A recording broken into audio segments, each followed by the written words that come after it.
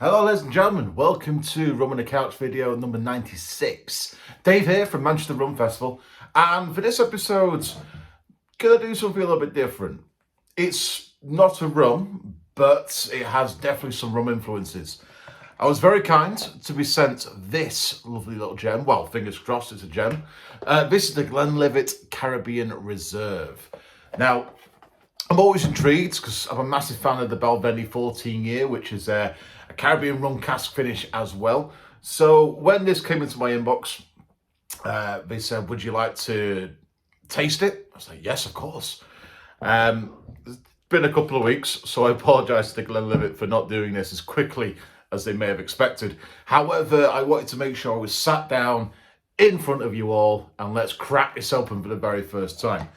Now, going off obviously what it says on the box, let me just see if it says that on the bottle as well. Bit more to it. So, I have to admit, obviously I got the press release. Also, this is not a sort of sponsored ad. They are going to get a live response to this one. But essentially, it says the likes of, the Glenlivet has always been about moving forward and not remaining still. From establishing our distillery in a very remote valley in 1824 to continuously setting new standards, we are now going beyond the rugged Scottish Highlands to discover new influences to complement our smooth and fruity house style. Caribbean Reserve is a sweet tropical twist to the Glenlivet. To create this lively whiskey, our makers finished a portion of the whiskey in barrels with previously held Caribbean rum. Gives me a couple of tasting notes as well. I won't read those. So it doesn't say in particular what barrels of Caribbean rum. Obviously, we know the Caribbean's quite a lot of islands, quite a lot of influences within those as well. Distilled at Glenlivet Distillery, matured and bottled in Scotland. 40% ABV. That is about it. Nothing on the back to suggest where it may come from either. Not the end of the world. Ultimately, it's the flavour inside that I think is going to, fingers crossed, win me over.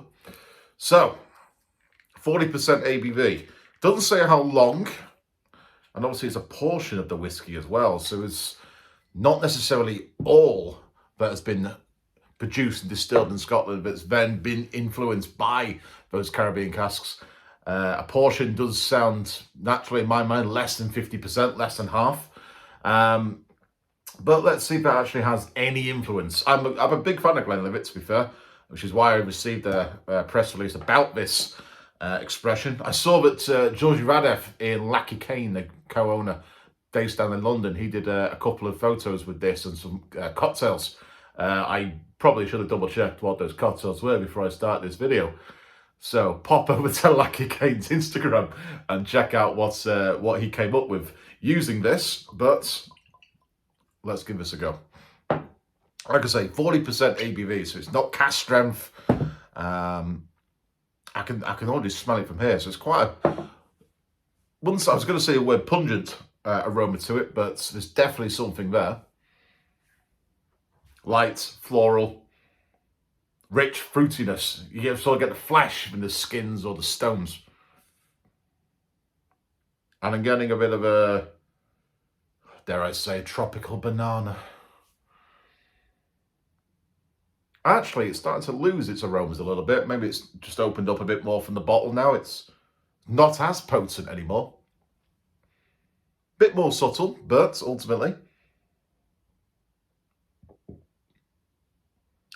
blind tasting, I would have said yes, it hasn't got that traditional Glenlivet style in my mind. To me, Glenlivet as a Scotch whiskey brand is, I was going to say rich, bold. Bold is the word I should be using there. That offers, to be fair, some sort of like kind of tropical notes.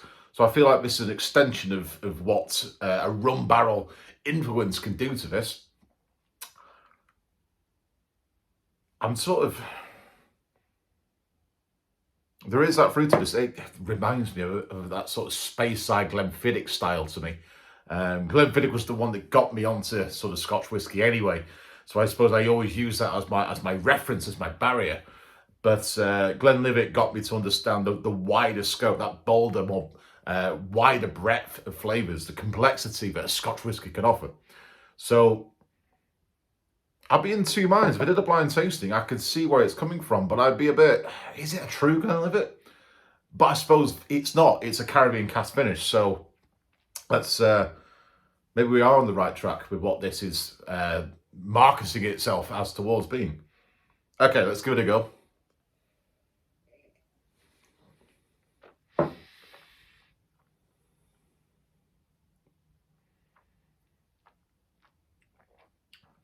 Tropical. I know that's not really a tasting flavour profile there. Bold. Oh, juicy. Oh, there we go. You got things like papaya, like guava sort of notes. I get, weirdly, a bits of apple in there as well, but I get that kind of, it's juicy. It's mouth-watering.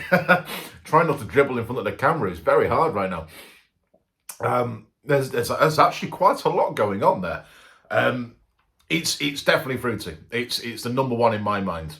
It lacks that sort of the sort of, the vanilla, the toffee, the fudge, the caramel, which I didn't really expect because, as I say, in my mind, Glenlivet as a brand already has that bold, richy, fruity notes anyway. But this is like dialed up. And it's only 40%. It doesn't taste 40%. I'd say about 40, 44, 45.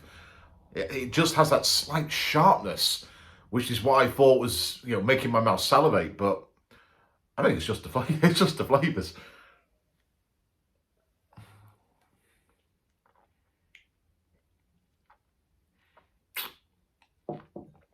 I get a little bit of that sort of ripe banana-esque.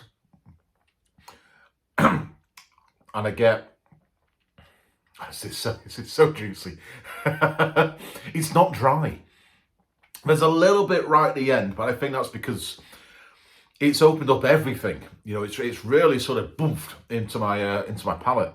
I don't get much of it coming through the nose. I think it lacks a bit of something for me on the aromas. There's a lot of continuation. What I picked up on that first smell, even when I just popped open the cork, it arrives, but it then subdued quite quickly. I don't get too much coming out of the nose, I have to say, but it's all on the palate. It lingers a little bit. It's not too long. Like I say, it has a subtle dryness, but I think that's just because I'm talking as well. But ultimately, that is a very easy drop. Not as harsh as, say, the Balvenie 14 year in terms of, and don't be wrong, I like the Balvenie as well, as I said before, but the Balvenie has that sort of slight sharpness on the side of your mouth that offers that more drier style.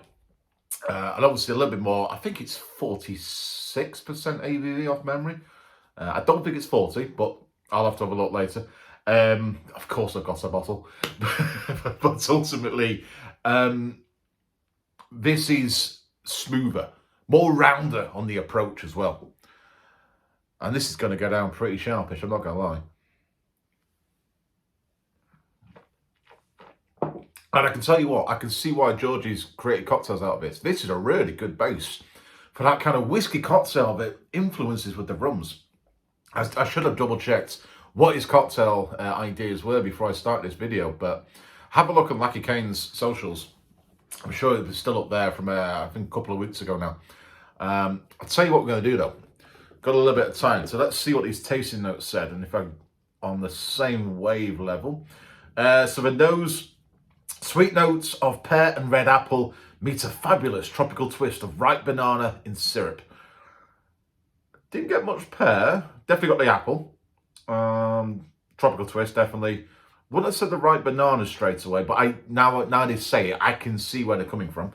The palate is rich, oh, here we go.